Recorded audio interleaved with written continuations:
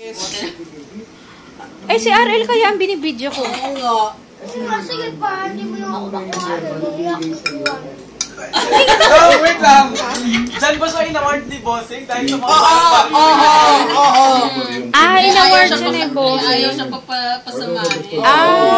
Layang Ako grounded sinabi ko yan. kay Bossing kasi pinabalatan din niya eh. Ano sabi niya? Hindi, binabalatan niya yung lola niya. Sige, wag.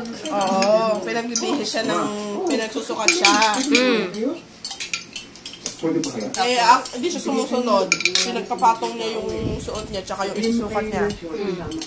Kaya sabi ng lola niya, ayoko na lang magpasukat sa ganyan. Kasi hindi sumusunod. Sabi ko, gusto ko maayos, nakahubad yung t-shirt. Sabi niya, edi wag, hinubad niya. Tapos bumaba. Tinawag ng lolo niya.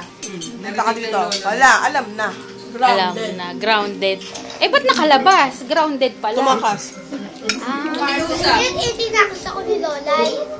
Tinakas ka ni Lolay mo? Siyempre nagmakaawa ka sa lola mo. Niyakap niya agad si Madam eh.